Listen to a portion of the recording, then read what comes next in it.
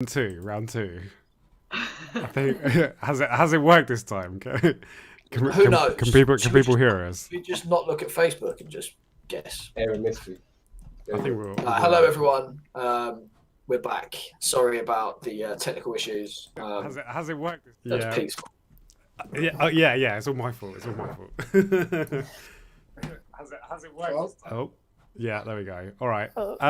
Yeah, well, hello. Look, sorry about that. Anyone that did try to just join in and watch that, that didn't work. But we're back.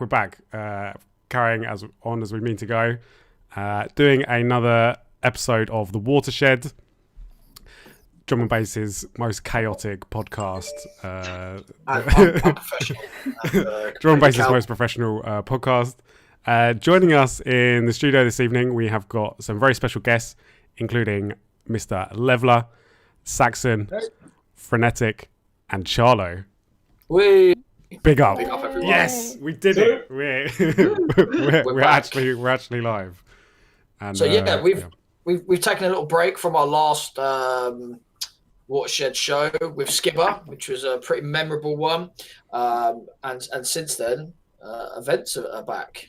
Since we last spoke, so that's pretty interesting. And Callum, Levela, tell us, Callum, what's going on? I know you was at Volks the other week. How was that experience? I was, yeah, on Friday. It felt bloody good to be back. Just although there were sound restrictions, which was the only dampener, it just still felt good to actually be playing music to people again.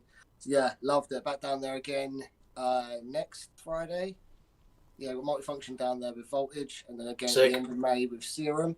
So that should be good. So it means to an end until we get back to partying properly, anyway. Sorry, I was gonna say, where's your first stand-up party planned? Have you got one booked in? Yeah, the first weekend of July will be my first gig if it all goes back, unless anything gets booked in that final 10 days or whatever before that. But first weekend of July, first multifunction with it. Hint, please contact Callum's agent. Where's that you playing at? It's at the Volks. I'm doing a multifunction night down there. Sick. Okay, nice. Awesome. Yeah, after that I got a few other festivals in July that I hope go ahead. Yeah, I just can't wait to get back to normal, man. It's been far too long of doing nothing.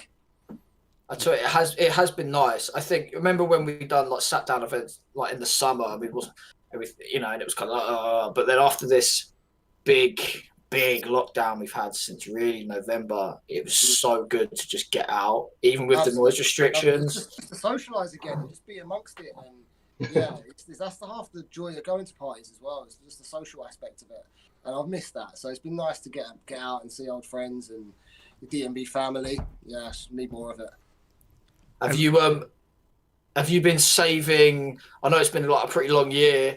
I guess you've been in the studio loads. Have you been saving a lot of your releases for more normal times to drop your stuff in clubs? What's your plan for music? I haven't consciously held back anything. I've put out a lot in the last year. But I've been writing so much, man. I've just been, I don't even know how many tunes, but for every track I release, I'm probably making 10 more. Just as sketches or ideas, I'm just constantly firing out. But what ends up coming out or not, I don't know until the last minute kind of thing. I don't like planning too far ahead. Just the next step is all I do really. And once that project's done, next one. And yeah, I don't have any long-term plans because as the last year has proven, anything can change in the drop of a hat. You know what I mean? So yeah, just take it each day as it comes really. In this game. Abigail Kate in the chat. A little sound. I had the tune in the summer with her. It was a fucking banger. Big up for that. That was really sick. Abby on that. She smashed the vocal. Absolutely. Yeah, she's very sick. Big up Abby in the chat. Have you got any more tracks? Any more tracks planned with a little sound or any more vocalists? Nothing planned yet. No, but I'd love to. Oh, there you go. Incredibly talented and a great vocalist. So yeah, I'd love to do something again. So Abby, if you're up for it. What have you got planned? What have you got planned? Have you got anything you can tell us about? Anything on the way? Yeah, I suppose so. I've got another EP on Critical in June. Sick. And then, like I said, nothing actually planned after that. It's all just kind of ideas I'm working on and things that are bubbling, but nothing set in stone and ready yet. But like, so once I've got until June, so by the time the critical thing comes out, I'll have the next one ready to go, whatever that may be. Do you think you'll kind of use all this like real creative time as like a buffer when things get a bit busier and you're booked up with gigs? You've got this now backlog where you can get a steady release, or do you think you'll start working on new stuff with new inspiration and? A bit of both. I know that my first gigs back are going to be like 50% of my own dubs that I've just made. Sick. So much stuff I'm sitting on. But yeah, like I said, whatever ends up coming out, I don't really know yet. There's some stuff that I'm really excited about getting out. Other stuff I don't know whether I want to put them out until I get the chance to play them to a crowd, because you need that dance floor reaction to give you that sort of stamp of approval on if a tune works or not. So that's been one of the hardest things of releasing over the last year, is not having that testing ground if it works. But hopefully once we're back and I can test some stuff out, then I'll be more aware of what I'm going to put out and when. But yeah, like I said, I'm not going to slow down with releases at all. I'm going to be throwing music out left, right, and centre. Well, I mean, we should probably touch on that. I actually saw that you are the highest rated artist in the world within drum and bass in the last 3 months for this year. I was impressed with that. I've never been that high. Go on. That is an achievement, mate. Fair play. Congratulations, man. Yeah, man. Congrats. Big up yourself, man.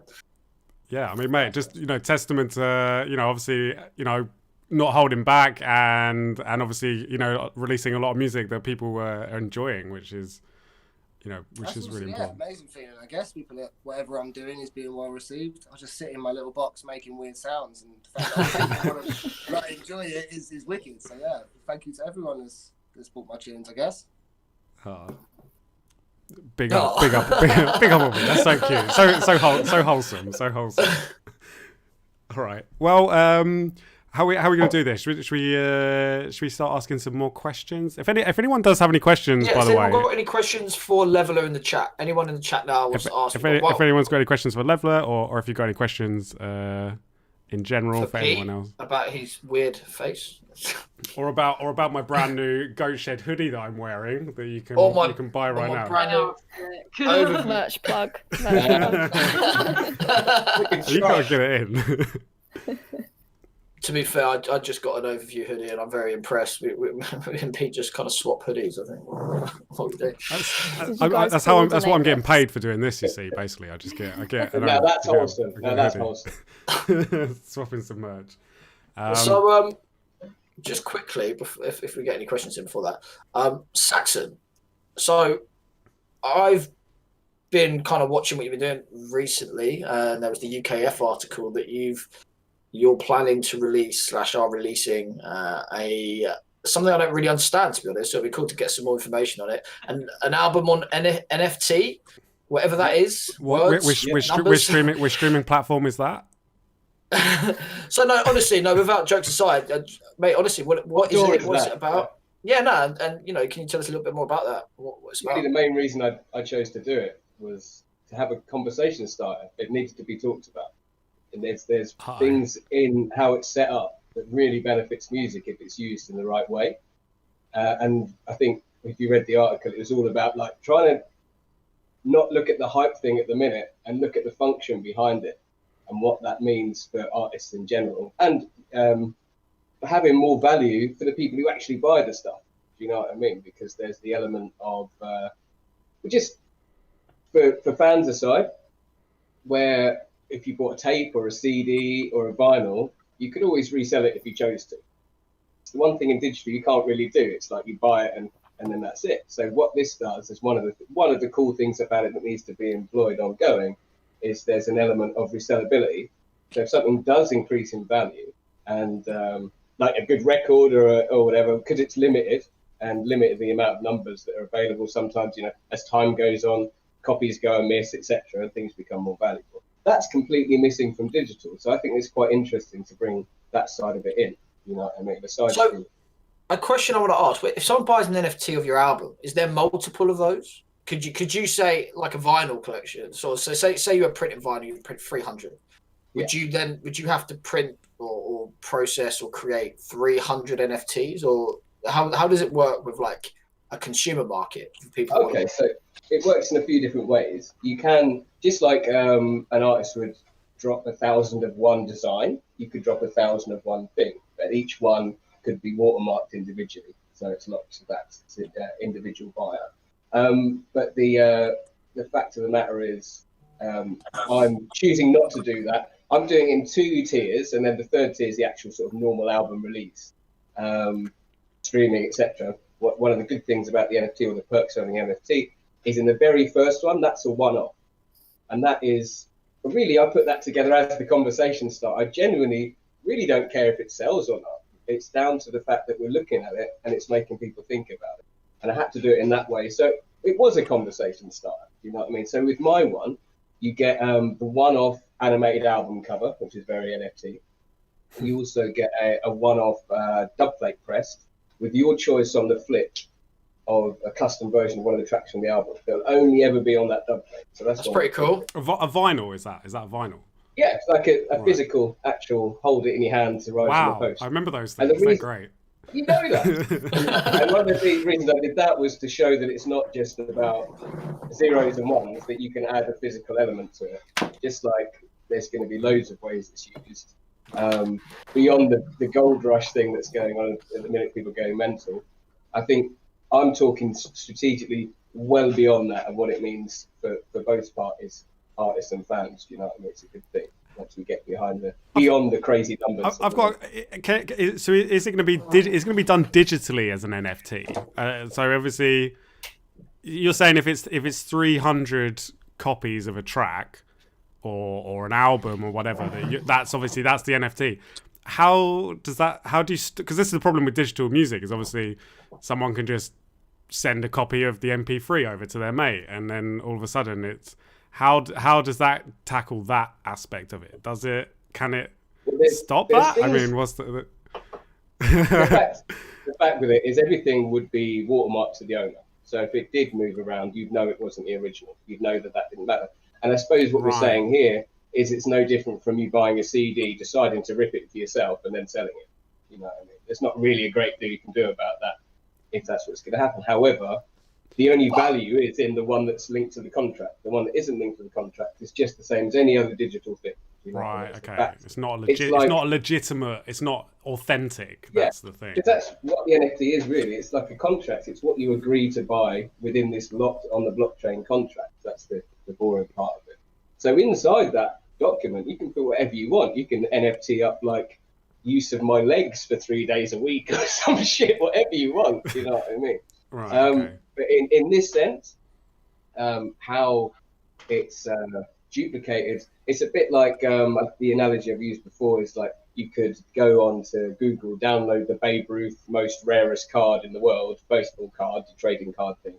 You could have a picture of it on your wall.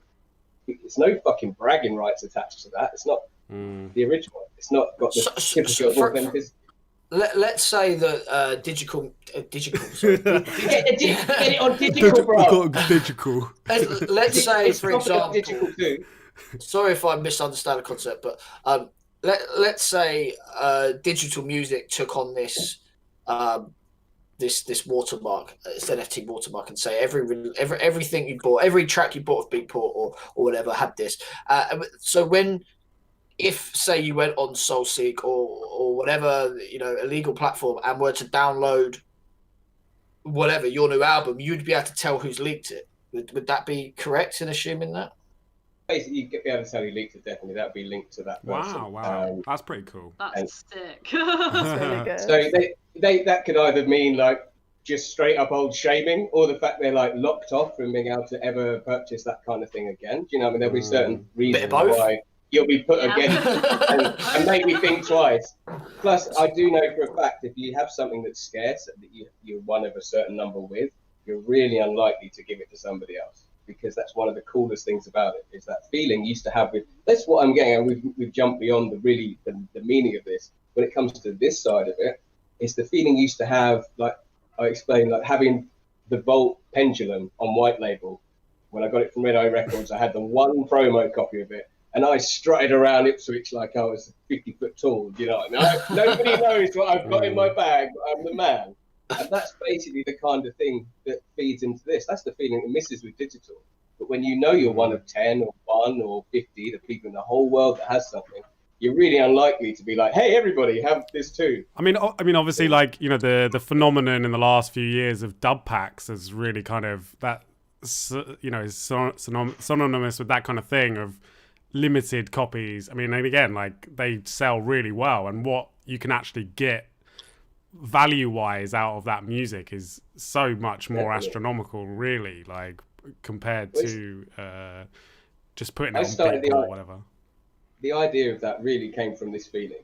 And the only reason, so if you trace it back, there's not many things I stake a claim in, but I definitely sort of pushed the idea of digital scarcity kind of first about 2013. Mm-hmm. And it only came off the back of this thought, the thought of having that promo copy, that one of a certain number, and what that feeling meant. And the only reason that it became like a cash value is because if you have something for free, it has no value. If you charge too much for it, nobody wants it. It has to be somewhere in the middle so it's affordable. It also means that you're not going to want to leak it. It has to be a certain value that you're not going to want to leak it. You're going to have something special. So I think that's also sort of been, maybe some people are a bit too focused on the money aspect of it, and not so much on that, the cool thing about it, which is that feeling that kind of went with vinyl being popular.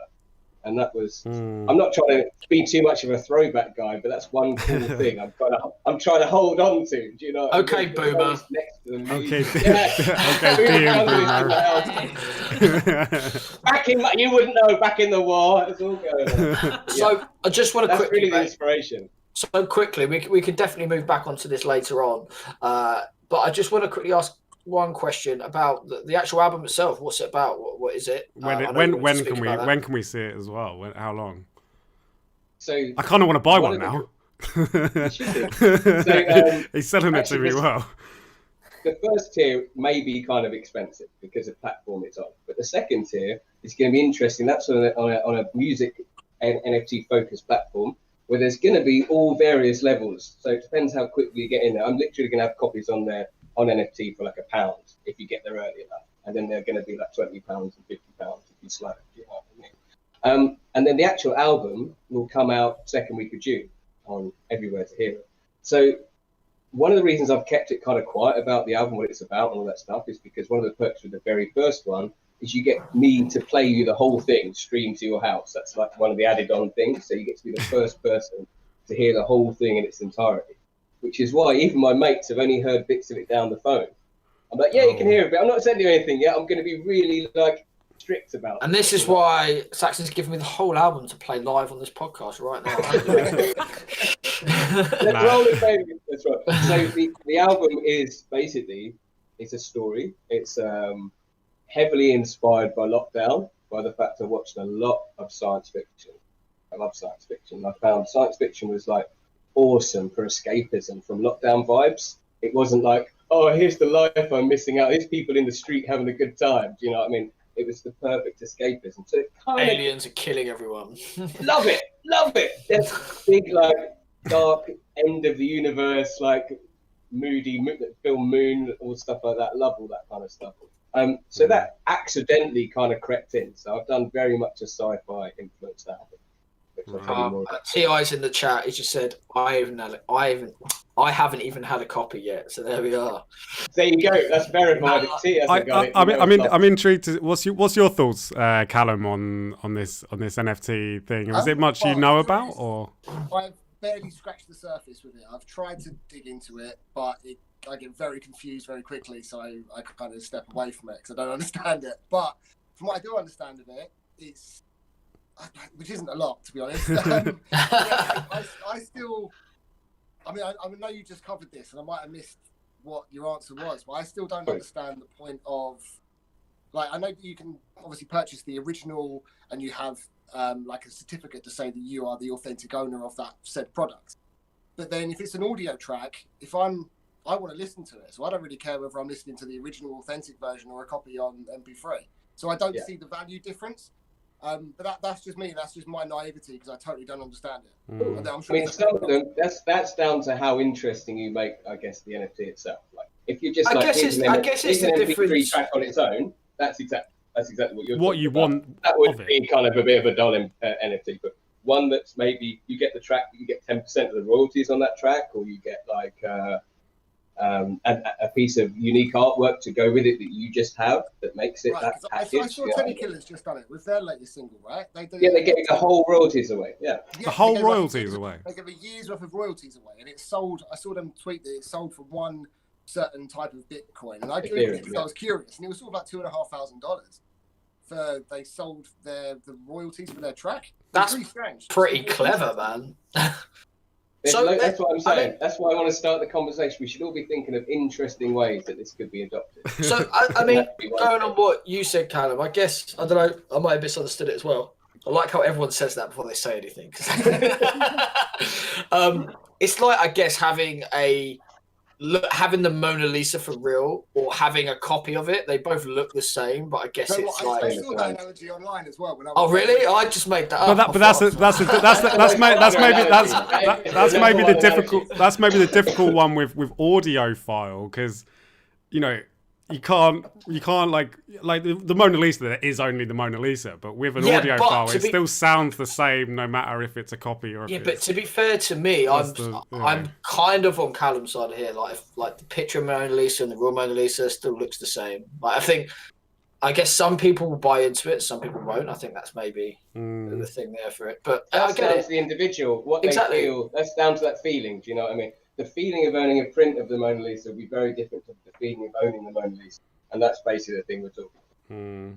The individual's feeling. And also, I guess when it comes to things on that level and the big art stuff, that stuff is all bragging. I think that's maybe with music. Maybe with music is but seemingly people have got to get a bit creative with what else they're offering, because obviously the audio aspect is quite like but obviously if it is limited. I got this through the other day, right? And there was one little section in there about NFTs. It's only one little paragraph, and I'll read it, and it pretty much sums up my thoughts to it as well. It says NFTs are out. We seem to hear about these non-fungible tokens all the time these days. Inevitably, some musicians are trying to use them to make some much-needed cash. We still do find the whole concept rather bewildering. And I read that, and I was like, yeah, me too, mate. Me too.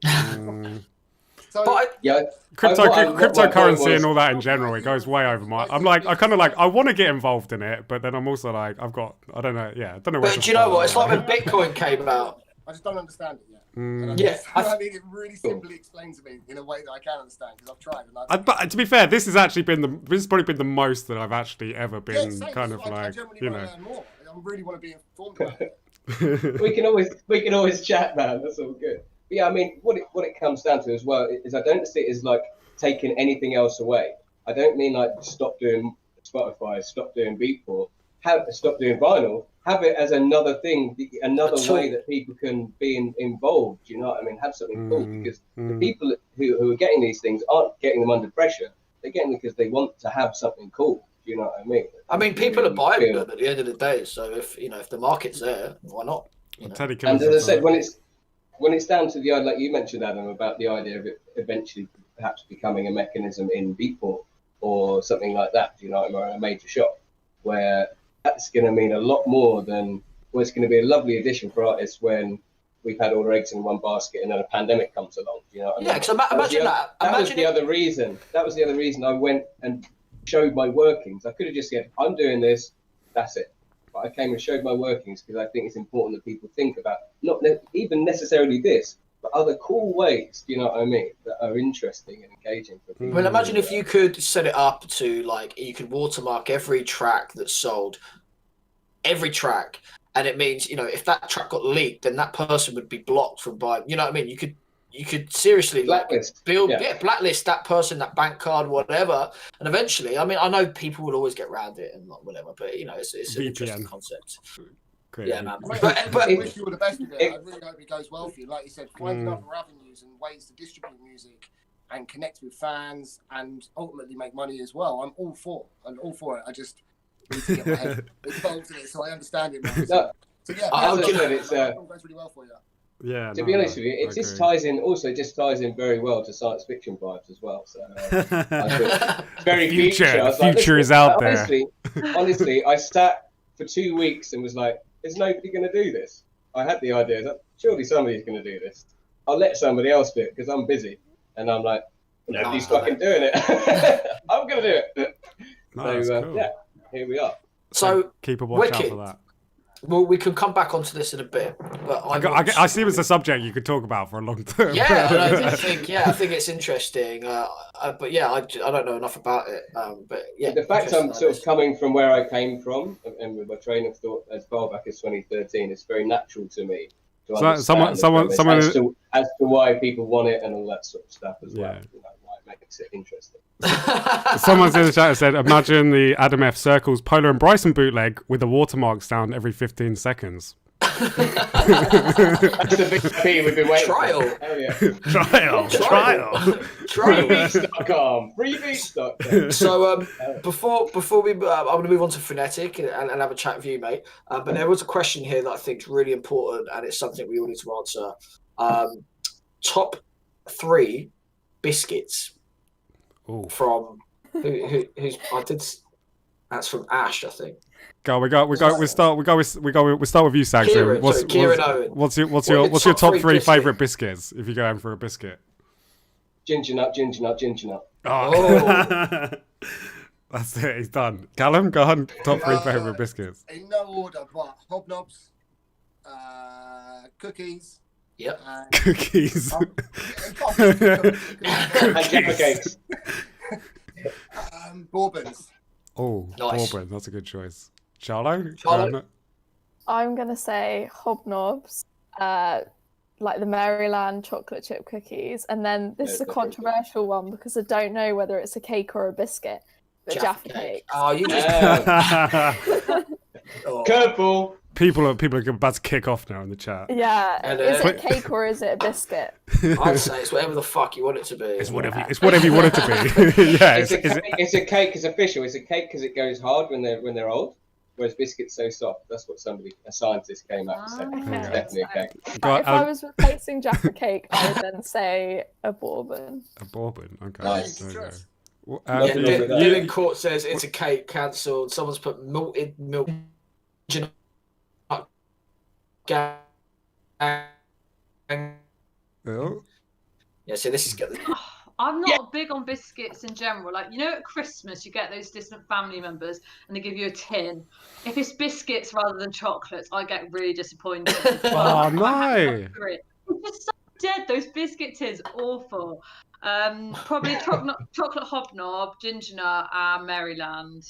Sweet. But none of those are in those dead biscuit boxes. To be fair, I'm not really a biscuit or a crisp. I find that sort of food really dry. Mate, you don't like crisps. You don't like crisps. Are you sending for crisps? Right, crisps are one of the greatest foods that's ever been invented. What are you talking about? Whoa. There are some crisps, for example, jalapeno and max cheddar, max flavour crisps are phenomenal. Yeah, but I like them with dip. I find them a bit. I can't just sit there I just find them a bit. I can inhale an entire packet of crisps. I know. I've seen it. I could leave biscuits, but like crisps is just. I could leave. I mean, biscuit wise, I think hobnobs are great. They've got that like syrupy taste to them. They are nice. Favourite, aren't they? Yeah, they are good. If I'm gonna eat a biscuit, it'd probably be that. But I mean, I tell you what is a good one is a Choco Leibniz. A Choco Leibniz. You know, Choco Leibniz. Yeah. Oh yeah, with a really thick chocolate. Really thick chocolate. Yeah. They do like orange. They do like chocolate orange ones as well. So nice. People are fuming about Frenetic's biscuit choices. People are fuming. Cancelled over the biscuit choices. Kieran Owen. Kieran's going to turn up at my door with like a shotgun. I love how we've gone from a really intellectual discussion about NFTs to now discussing biscuits. Right, it's the Watershed. What it's about. Nice juxtaposition there. I wonder if we can tie that in somehow. I wonder if we'll get some biscuits on NFTs, some NFT biscuits. Well, we was going to do a toaster with ghost thing. Maybe we can do something else. Someone's put Adam sits in his living room biting into mints. Excellent. Yes, posh biscuits. Choc orange. Oh, choc orange is nice. So anyway, moving on from biscuit choices. Frenetic. Hello. I'm not going to lie, mate. My news feed, about 50% of the lineups we're seeing. That's where I've seen your name on it. So, just everywhere at the moment. How is it? You know, tell me, how does it feel to be back on doing gigs, social distance or not? So good. Like, I had my first one at Lakota on Wednesday, and I literally got there about half an hour before. I was just sat on my bench like, oh my God, and I was just like literally bouncing on the stage, like, oh my God, just made me so happy. And then I got to do it all over again on Thursday as well at Rumble. And yeah, it's just been great. And yeah, it's nice to be back on lineups again, because I've never been great at social media or the internet or anything like that. So I did feel like, lockdown, made me lose a bit of momentum. I've always sort of felt like I've always sort of gathered like any momentum and bookings through getting bookings, if that makes sense. I think people see me online and go, oh, she's about a lot, I'll book her, or they'll see me live and stuff, as opposed to looking at my Instagram and stuff. So yeah, it's nice to get back into the swing of things a bit. But I just can't wait for the actual raves now. I've got like loads of really fun stuff lined up. Can we imagine what that first rave back? I know it's a common thing that we say, but I mean, honestly, it's gonna be mad. I'm just gonna cry my eyes out, honestly. Yeah, like there will be tears, that's for sure. Yeah, I'm also worried. And you're getting hugged. Do you know what? I'd actually love to be in Brighton for it, because you just come out of that club, you go to the beach, you're just all there with your mates. It'd just be all very emotional, wouldn't it? Post-smoke session on that be big, man. It'd probably be raining. So. What was that, Callum? Just the best thing about partying in Brighton, we come out of the Volks at 6-7 a.m. and you've got the sea literally over the road, and then everyone just piles out of the club and sits on the beach smoking and chilling out, and yeah, it's such a vibe down there, man. I fucking miss it. Can't wait. It's happening. It's gonna happen. Yeah, I'm confident. I'm confident. 7 a.m. outside the Volks. That is a special time. That's a special time. With a warm can of Red Stripe. Oh yes. Frenetic, I'm going to have to just say, you're saying that you weren't too confident on social media, but you have been doing quite a bit lately. I've been quite a bit. Posted loads of content, but I don't know, like I don't feel like I'm that clever with it. Like I see some people and I'm like, wow, you have absolutely smashed that. Just like, I don't know, just the way they post and who they interact with and stuff, and like the way they like grow their profiles and stuff. Whereas I'm just there like, look at me mixing and here's a picture of my dog. Now this is quality content. Drum and bass needs more dog content. Like it really does. Every day. Like I mean, I started like my Triple Drop Tuesdays like series just before lockdown, and that's been pretty good. I think I gained like a decent sort of like following from that. You've been doing that like once a week or once? Yeah, I didn't do one this week's tonsillitis, but I've been trying to do like not even a triple drop, just some sort of like weird technical mix involving the 3 decks like each week, just to sort of, I don't know, flex a bit, I guess. Like, look at me, I can do this. AMC, your heart out. Yeah, literally, I'm coming for it one day. Give me 10 years. That's it. So yeah, just been trying to do that, but yeah, I'm more looking forward to like real life. Like it was so nice on like last week to like play to humans, even if they were sat down, like particularly at Lakota, because the way the Lakota Garden's set up is like you're on a big stage and then there's all these pub benches, and so it's quite difficult to sort of see over the top. So, I'd sort of drop a tune and be like, oh yeah, they like that one, like, and come back. But yeah, much nicer to like play to humans rather than a webcam, definitely. I had someone in the comments has just said, first rave back, I hope people are real cautious with drug safety. The amount of people who turned 18 during lockdown and have never raved before. God. And Kate Walker said 100% needs to have some awareness around this. Just say no. Yeah, just say no. Do you mind if I pop this tab in your mouth? No, but that's it. You got it. I still don't think people have just been. My sister's gone to uni. I know she hasn't stopped drinking and partying because of it. They've just been doing it at home. So I don't think there's necessarily.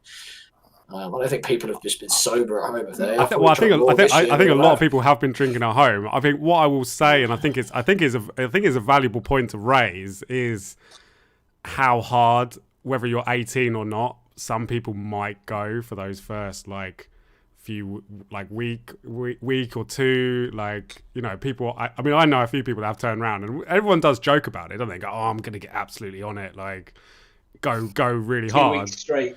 Yeah, 2 weeks straight, like non-stop. But I don't know. Maybe there is a But then I don't know. What there's something to talk about. I mean, it's tough to. What are you going to tell people to stop partying or like pace yourselves a bit? Maybe. I think particularly in the UK, like let's be honest, like we're not the like most sensible bunch when it comes to drinking. Like look at us when the football's on. Like this is going to be as if like we won the World Cup times 10. Like that's the sort of level of like there's going to be like.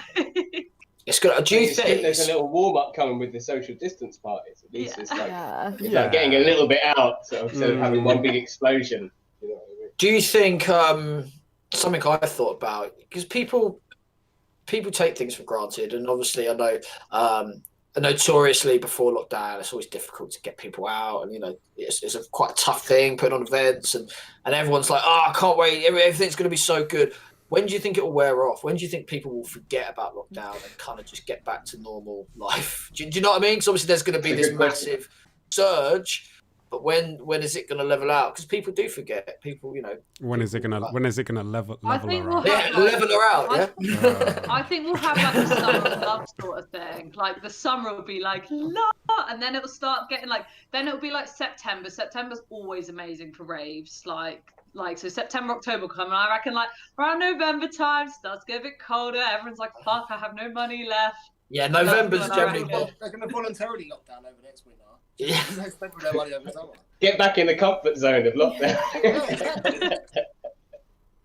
Yeah, I know we've got a very agoraphobia busy September and stuff. I don't know. I guess we'll just see, won't we? I reckon I spoke to some people in Australia that obviously had it, like some lot in Sydney, and they reckoned it was about 6 to 8 weeks. Like they had like these first 6 weeks that were just like fully sold out, so many people out, and then people did kind of just get back to normal life, and it was kind of been a little bit forgotten about, which you'd like to think that people will like obviously bring a lockdown every winter. Learn from this a little bit. I don't know. Or forced breaks. We need forced breaks.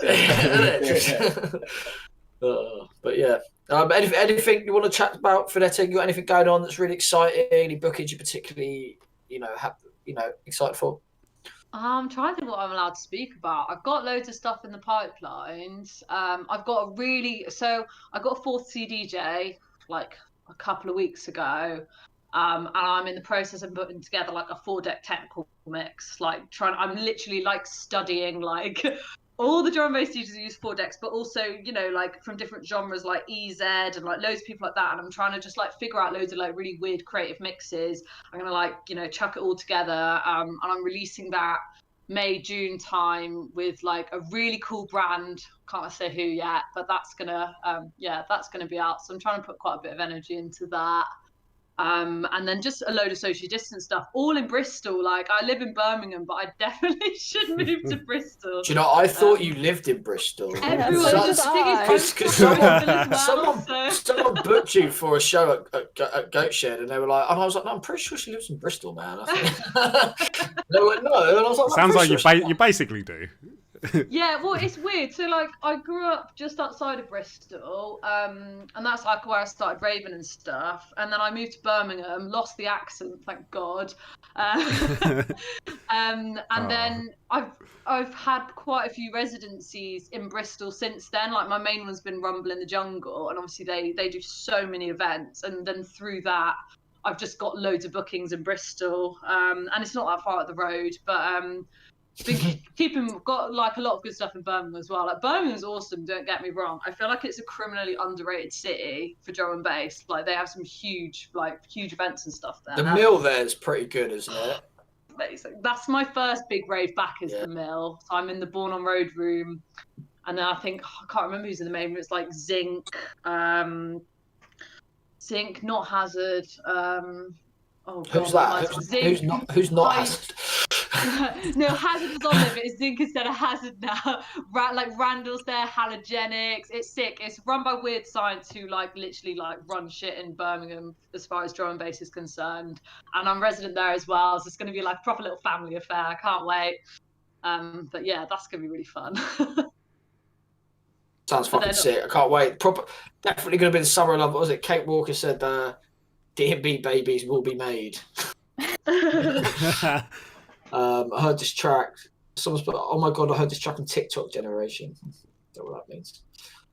Looking forward to seeing Frenetic at PST in Brum. Proper sick little club. And been really looking forward to seeing Frenetic. Yeah, that's the same one. So yeah, I think we're all excited, mate. Charlo, what about you, mate? What have you got coming up? A few things. I'm most excited for the 25th of June for the Flex Out night. Like, oh yeah, that Friday is just gonna be so good. Yeah, when that came through, I literally jumped out my seat. I was like, so just to hear that it was like happening as well, because obviously I heard about the event and then it got like announced and so sick. Yeah, you're playing that, aren't you? Yeah. Sorry, yeah, I was like, you're going to it, and I was like, oh wait, no, you're playing that. That's amazing. Yeah, no, I'm feel so blessed to be playing. It's gonna be sick. And yeah, I just got a few things like we've got that Stand Together event. I'm doing a back-to-back with Kira. May 3rd, get down to the cause, please. Yeah, I'm May 3rd, get down to the cause. Plug. If anyone's got anything they want to plug, do it now. Plug. Buy Saxxon's album. Buy all of Levela's songs. Join the Goatshed Patreon. Anyone else? You got 30 seconds. I've just joined Twitch last night, so you can follow me on Twitch, Saxxon Music. Saxxon Music on Twitch. I'm going to block that out, mate. You can only watch Goatshed streams. Just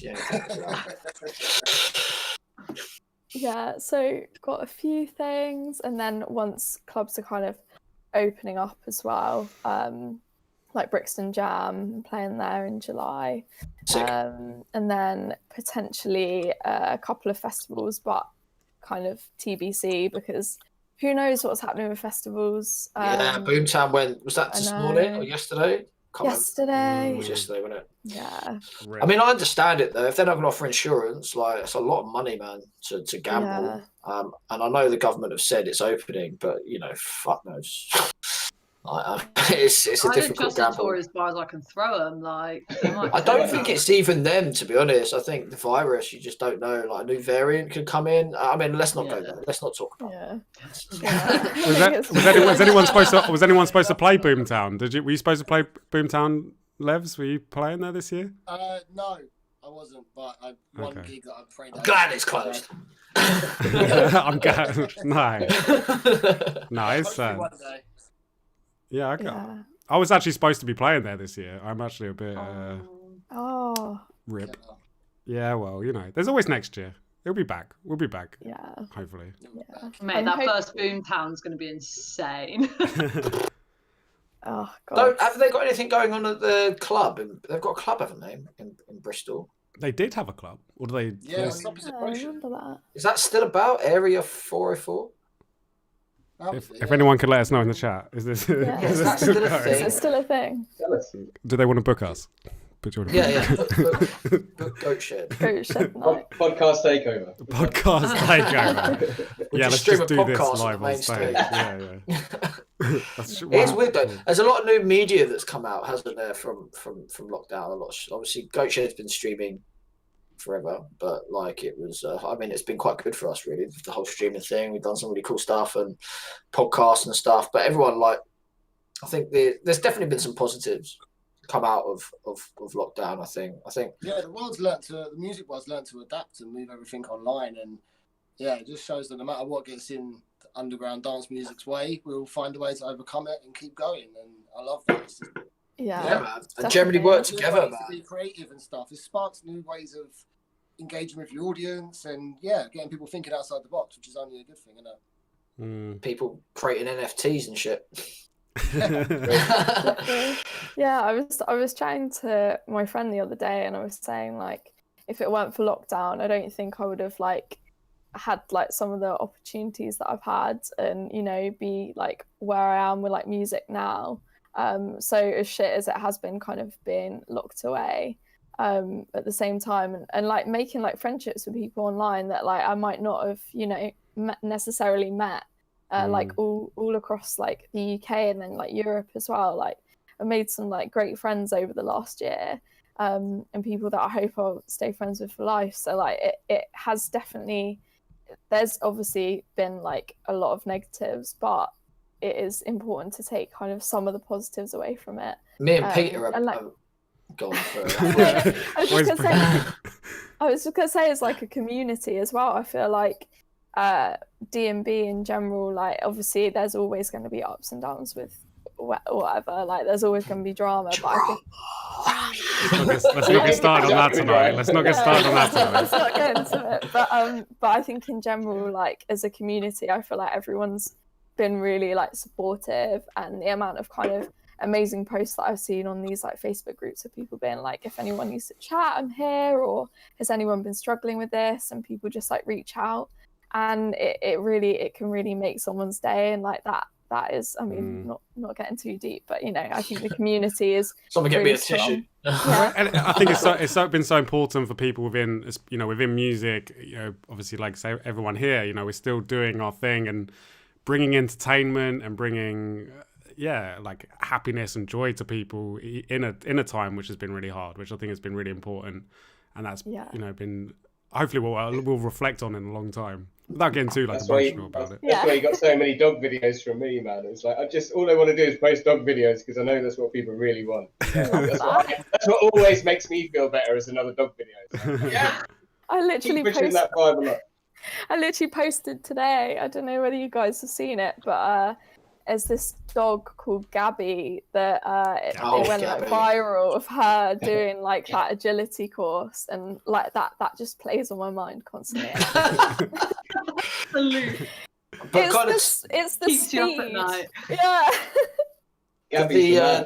Touching on what you said, I mean, me and Pete, like we met online, and I'd say me and you are quite good mates now. We're trying to talk about positives here, Adam, not negatives. Yeah, I know. We're bad keep it. Don't take it down. There's a few people that I've met through just online who I would say are good mates of mine now, and it's you know, it's been a strange year, but there's definitely lots of positives to come out of it, I think. Definitely. And even like the Goat Shed team as well, like there's so many of the team that like you just never met in person, and then you meet them and you're like, yeah, it's been, I mean, for us as well, I mean, we had 11,000 followers at the beginning of lockdown a year ago. We're now on 42,000, and it's just like he doesn't bring up this stat enough, if you ask me. Like you gotta. Well, I'm just saying, it has been a good year for us. So you know, it's although it's been difficult as well. Silver linings. Yeah, man, 100%. I just want to get the events going now. I'm just super can't wait for those. It's just going to be so nice to like meet in person all those really sound people that you've connected with online, because like drum and bass heads, 99.9% of them are so fucking sound. Like when you actually meet them, you're just it's like you've met each other loads of times before. It's like, do you want a beer? Oh, I love this tune, let's go dance. Like literally everyone's just so nice. Drum bass raves I remember when I was younger. Okay, boomer. No, drum bass has changed a lot. Do you think in the last sort of 10 years, 10, 15 years, whatever it is, when I used to go raving back in the day, oh, here we go. And, I mean, drum bass raves used to be drum bass raves used to be scary, man. Callum, when was the first rave you went to? When was the first rave you two went to? You and Saxxon. When did you go? When's your first rave?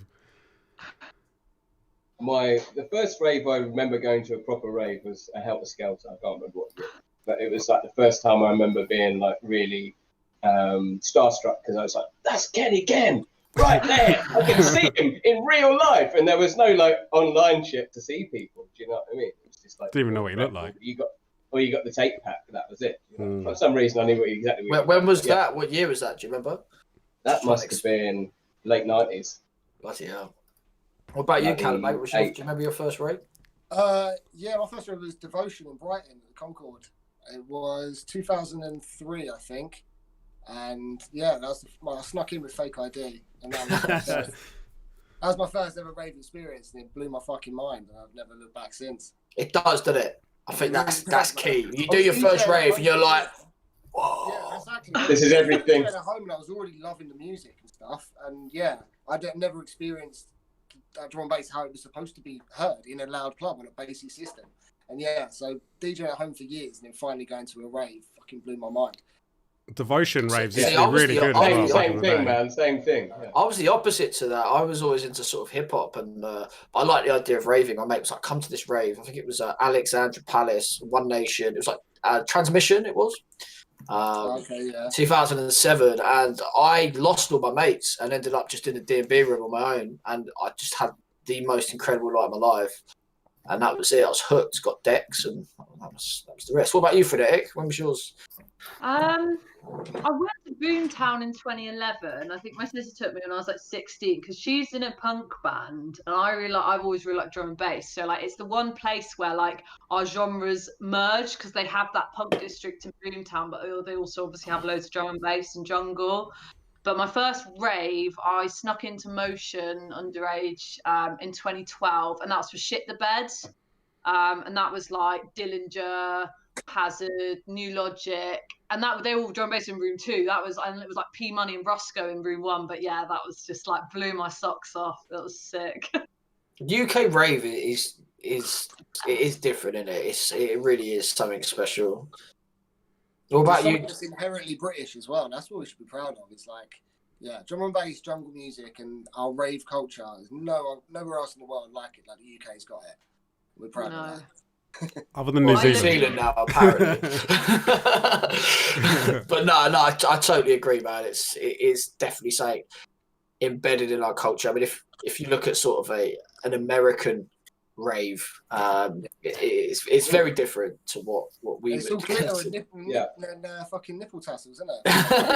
It's true. Oh, that sounds pretty good. I went to EDC in 2019. It was definitely different. In fact, I went to watch Andy C play at EDC just after a massive dubstep act, and the people there were angry about drum and bass coming on. They were not ready yet. Do you know what I mean? It was like, whoa, that's a real switching vibe. Do you know what I mean? Come on, chill out. But it was exactly what you're saying. It's a totally different style, clothing, very, very bright colours, very little clothes.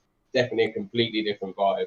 But I saw one of the cool things. I'm sure everybody that's travelled around appreciated.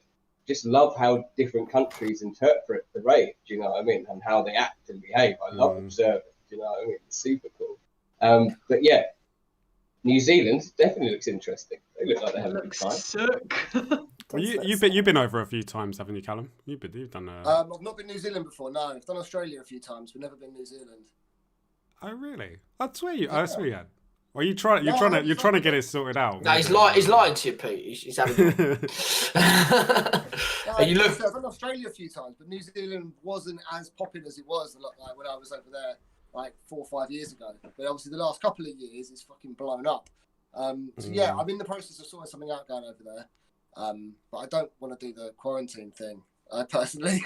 Have they given any indication when that's going to end or? No. That's the issue. I've had a couple of offers to go over there and do the quarantine, but I've turned it down just because I've got kids at home, and it's all good for a lot of the guys that are going over there and necessarily haven't got a lot of home commitments and stuff. Like, a lot of the guys that have been, I chat to them all, and they're saying that it's just a holiday for them because they would get to go out and do what they love and stay over there for weeks and weeks and weeks. But yeah, I couldn't leave my family behind for so long. So yeah, I'm going to go out there definitely, but I'm going to try and wait till the quarantine's finished. Whenever that will be. Yeah. I'm waiting for the date. What about you, Charlo? What was your first rave experience? I think it was in 2011. I went to an underage rave, like those ones where there's no alcohol served. Well, like an Oceana or something. It was at like a music academy back in like High Wycombe. Big ups to Bucks.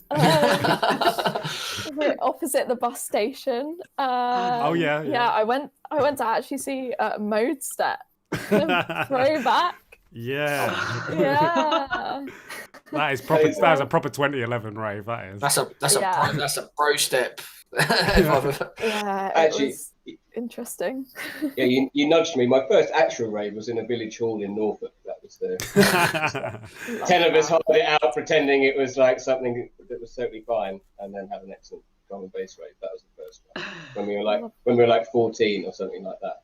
Oh my god! So my mate Liam Chipchase, right, who's one of the crew. Liam what? Sorry. Liam Chipchase, respect if he's out. Big up, Liam. Every time. What a name! Love that. Top boy. And every rave we did, he's like, my cousin's coming.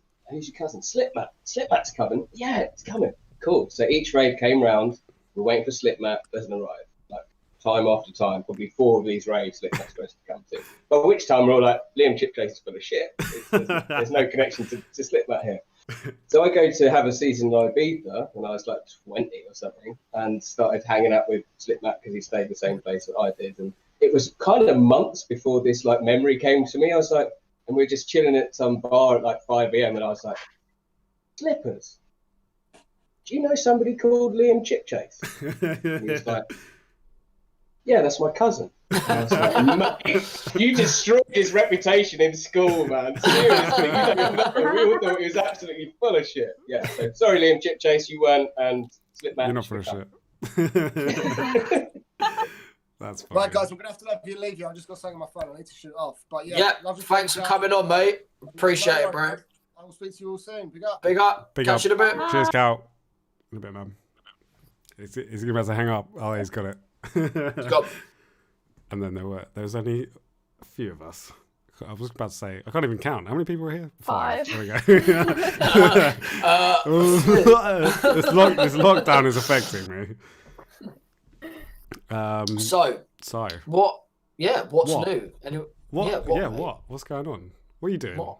If anyone's got any questions for the illustrious panel, then, if anyone, any questions at all? Apparently, Kieran Owen says you can catch Saxxon playing Fortnite on Switch. Is that correct? As of when I learned what Fortnite is. It's a very cool game that lots of cool people play, I think. I've seen there's a dance that people do from it that literally makes me feel a bit sick anytime somebody does it. I don't know what it is. What do you want to reenact with the hips? I could. Do it, mate. Do it. Go on, give it a go. Do it. No, I'm sure it takes lots of practice. That'll be clipped and put on Instagram forever. How was the Goatshed event down the course the other week? You said it was very good. It was fucking sick, wasn't it, Charlo? It was good fun.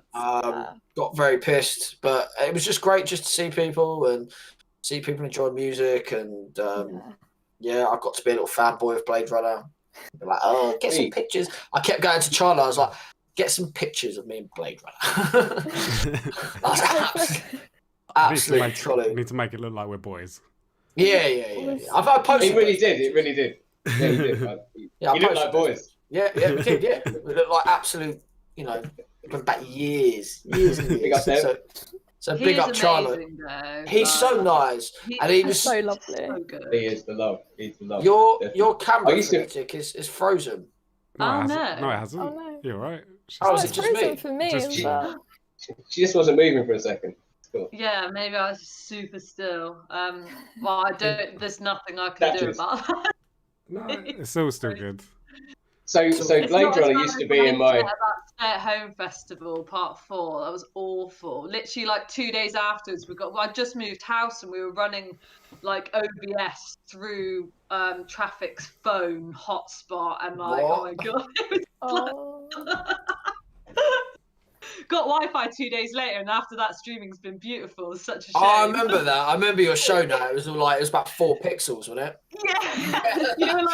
You guys were like, oh, Frenetic and Traffic's Wi-Fi sponsored by Track and Trace. Brilliant. Go on. Goatshed sometimes isn't very nice to its guests. I love Goatshed for that though. Like, with me and my friends, like, we're so savage. Like, the more horrible I am to someone, the more I love them generally. So, like, I appreciate like the Goatsheds. Thank you. I say that to people, and I'm a bit. They're like, "Why are you so horrible to me all the time?" I was like, "Trust me, it's a good thing." If I'm really nice to you, watch it. Yeah. Yeah. Like, I feel like the comment section all through lockdown has just been an absolute highlight. Like, yeah, I've been living for it. So good. Yeah, I definitely feel that's something that stood out with our streams was just that crazy community that was just like people were just It's silly, it's fun. Like, some people take drum and bass so seriously, and like, I get like drum and bass can be all like moody and aggy and stuff, but like, it's also really fun. Like, raving is supposed to be like a fun, joyful activity. Jack so Banner's in the comments. Definitely. Jack Banner's in the comments. He said, "Saxxon, send me some more fire, mate. Been a minute." Where's the fire for Jack Banner, mate? Check your inbox, Banner. Check your inbox. Check your inbox, mate. Adam, what would you say has been your favourite comment that you've seen on a stream through lockdown? I can't repeat it.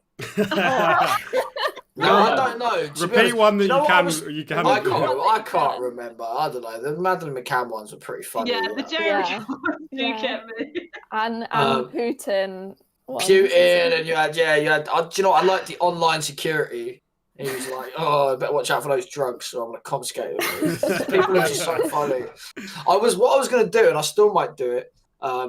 Is like I wanted to put like some of the top comments and put them on a t-shirt and sell the t-shirt. Yeah. What I was thinking of doing it like once, because obviously at the moment, obviously we opened Bristol, but we've kind of really slowed down on getting guests on just because of the COVID and stuff, and it's been a bit long. But once obviously Bristol events are back on, we're going to be hopefully getting loads of people in the studio and ramping up streams a little bit more in the week.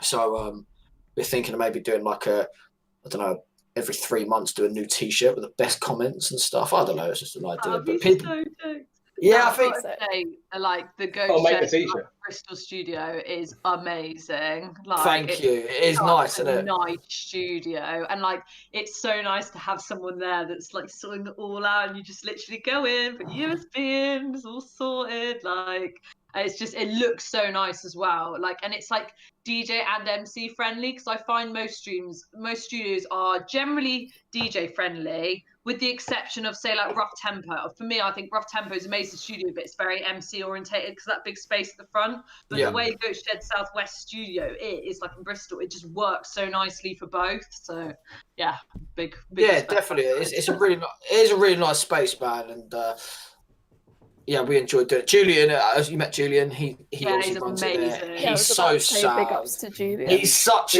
so much better than me. I'm a grumpy sod, man.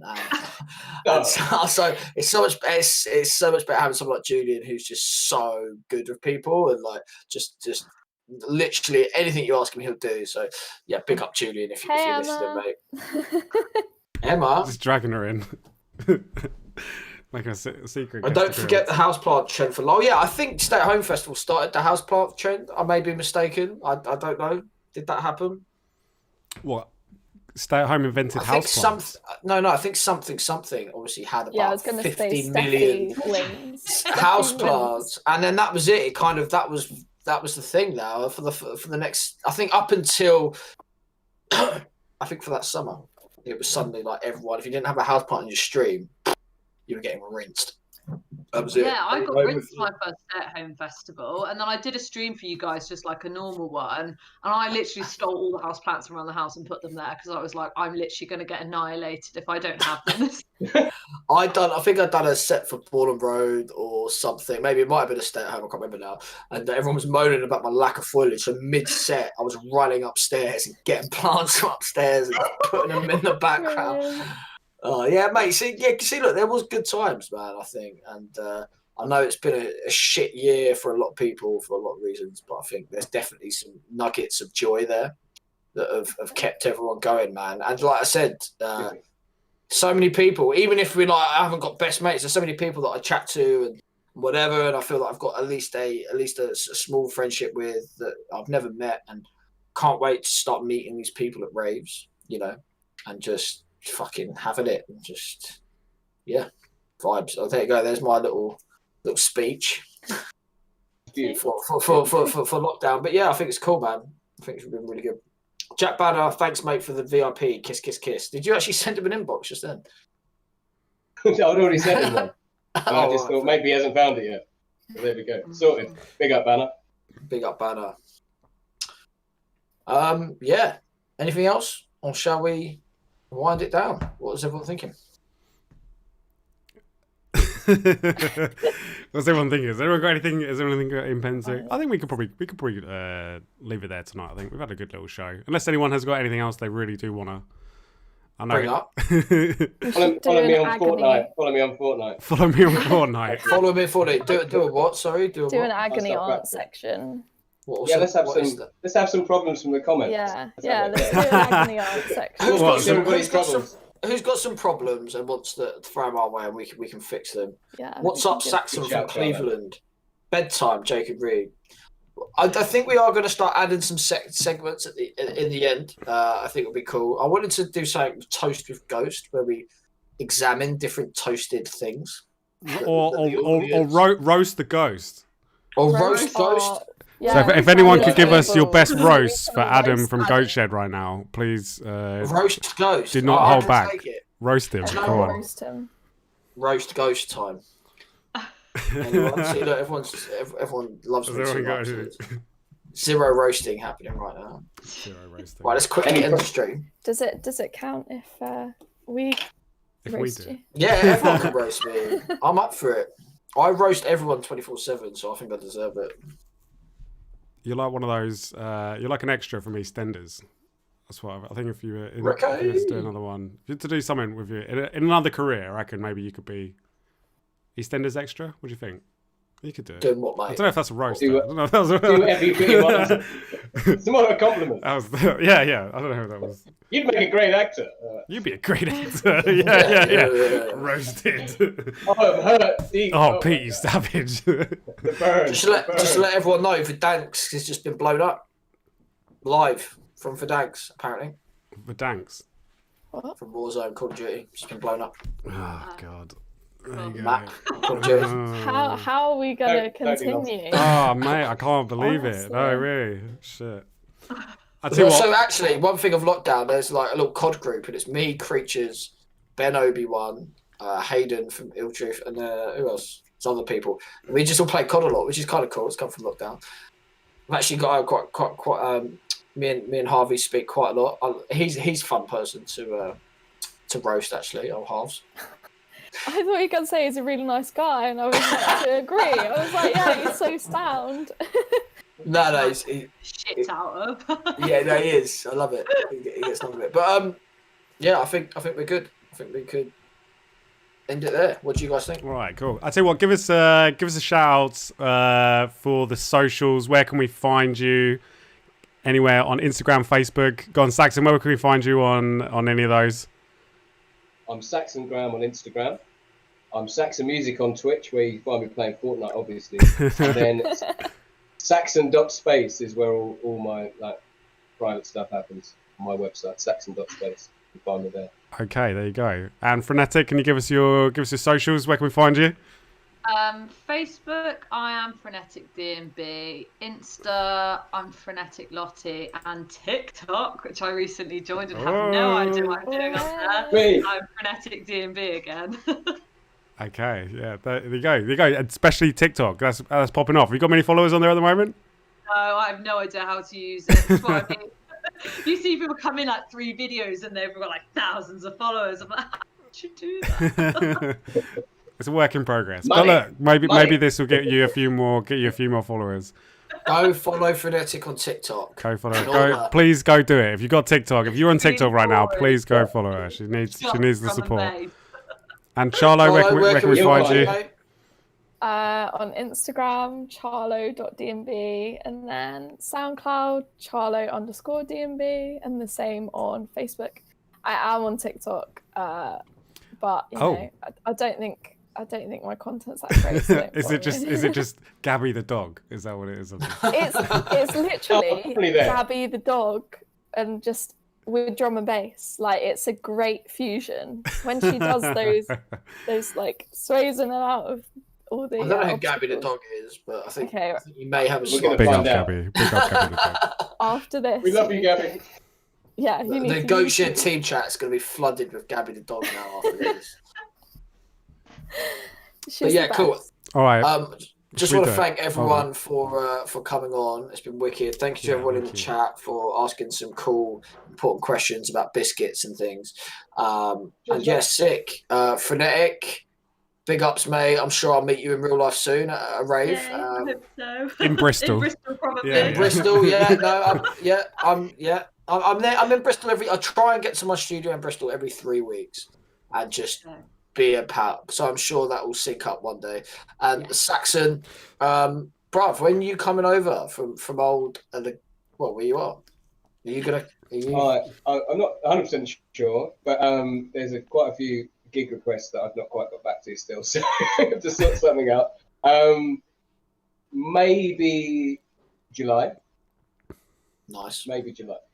Nice. I've got a few things there, festivals, but also here there's Escapism, the Breaking Science Festival happening here. Yeah. First week of July. That's the first thing I'm doing.